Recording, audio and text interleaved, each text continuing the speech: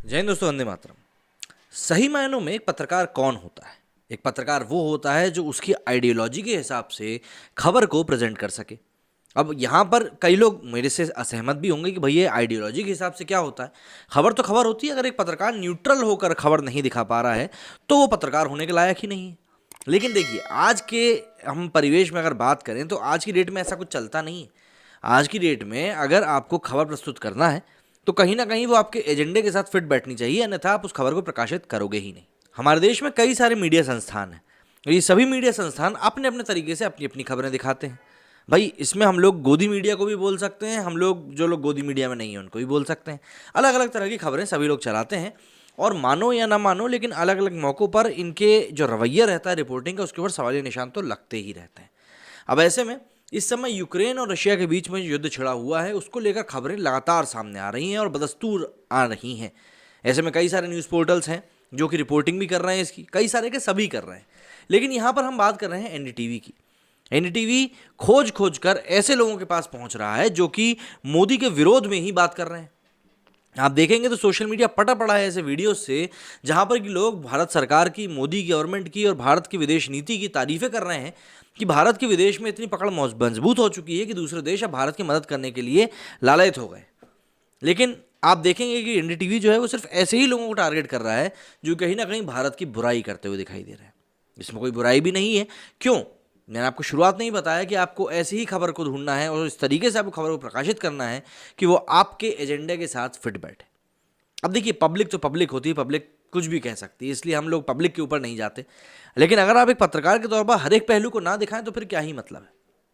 अभी अगर मैंने सुबह, आप लोगों ने मेरा एक वीडियो नहीं देखा है तो वैशाली जी का एक मैंने वीडियो डाला था जो कि यूपी से आती हैं, ग्राम प्रधान भी हैं, चुनाव जीतने के बाद यूक्रेन में पढ़ाई कर रही थी और अब मामला काफ़ी उलझ गया है क्योंकि उनके पिताजी के कहने पर उन्होंने वीडियो बनाया था। ऐसी कुछ बात निकल कर सामने आई है और अब एक बार फिर से विशाखा नाम की एक लड़की, जिसका कि वीडियो तेजी से वायरल हो रहा है। इस वीडियो में मोहतरमा क्या कह रही है मैं आपको बता देता हूँ क्योंकि वीडियो में आपको दिखा नहीं पाऊंगा। अगर आपको देखना है वो वीडियो तो मेरे इंस्टाग्राम चैनल पर और ट्विटर पर जाकर आप देख सकते हैं। ट्विटर पर मैंने रिट्वीट कर दिया, वहाँ पर आपको आसानी से दिख जाएगा। तो इस वीडियो में मोहतरमा कहती हैं कि आप इसको इवैक्यूएशन कहते हैं क्योंकि हमारी जो सरकार है, हम रोमानिया पहुंच गए थे जहां पर कोई दिक्कत नहीं है, तो हमारी सरकार ने रोमानिया से हमको इवैक्यूएट किया है। तो ये कैसा इवैक्यूएशन हुआ? अगर आपको इवैक्यूएट करना ही था तो आपको यूक्रेन में हमारी सुरक्षा को सुनिश्चित करना चाहिए था। चलिए, मैडम ने एक तरह से बात सही कही, हम मान लेते हैं, लेकिन अब जरा इसको हम तोड़ मरोड़ देते हैं। अब आप पहली चीज़ तो ये बोल रहे हो कि रोमानिया में आप लोग सुरक्षित थे। रोमानिया में आप लोग तब तक ही सुरक्षित थे जब तक कि भारत सरकार वहां पहुंचकर आपको लेके नहीं चली जाती, नहीं तो वहां पर रोमानिया वाले आपको क्यों बिठा के खिलाएंगे? पहली बात तो ये। दूसरी, आप ये बोल रहे हो कि यूक्रेन में हमारी सुरक्षा सुनिश्चित करनी थी।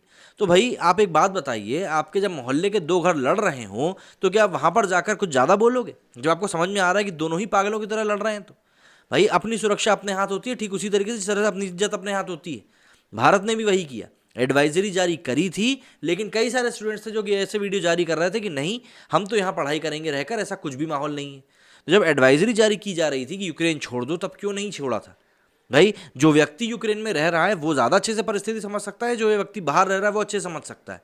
खैर, ये एक वाद विवाद का विषय है तो इसके ऊपर हम ज़्यादा जोर नहीं डालेंगे। लेकिन इन मैडम की बातों से यहीं पर मैं थोड़ा सा खटकता हुआ नजर आया।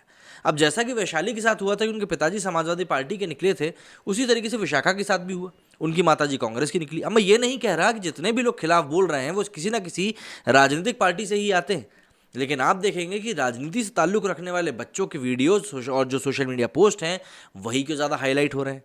तो हम ज़रा ट्विटर की तरफ चलते हैं और देखते हैं कि वहाँ पर लोग क्या कुछ कह रहे हैं और किस तरीके से इनकी बातों को लेकर रिएक्ट कर रहे हैं।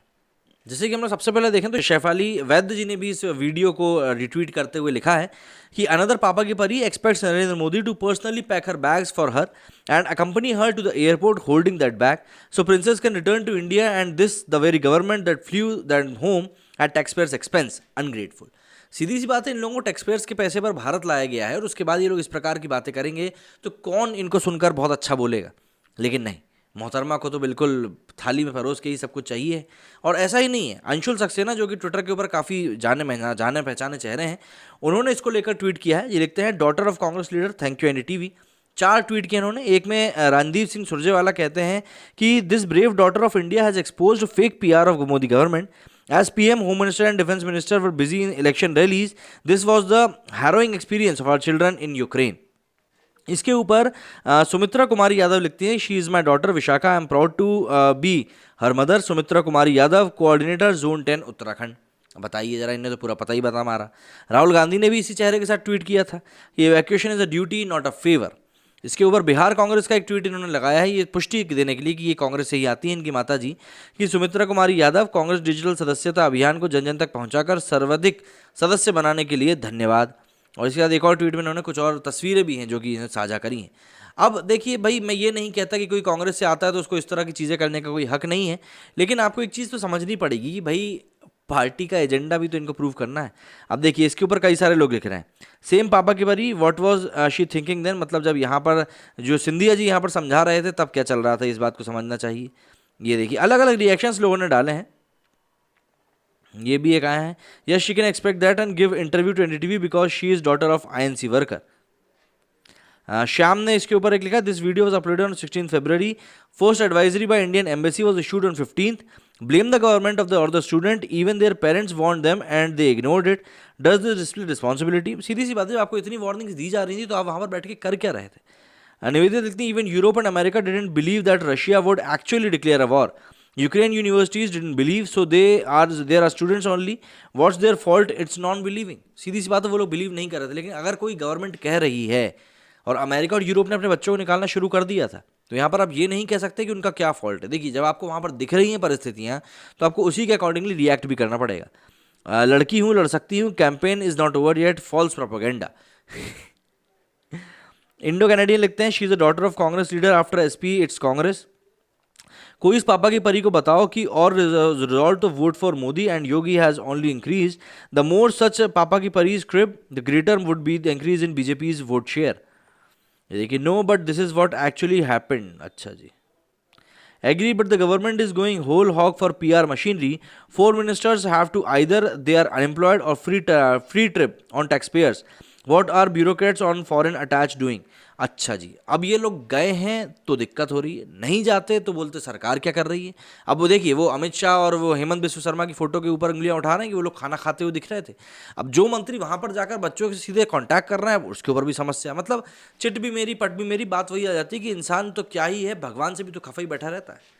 मनोज लिखते हैं, the student expect in war situation which is not in our boundary, they expect rescue mission, don't you think it's outrageous, we are society, most people don't care if accident happened, this the person should be taken to hospital, we leave it as we are busy. ये भी खैर सही बात है।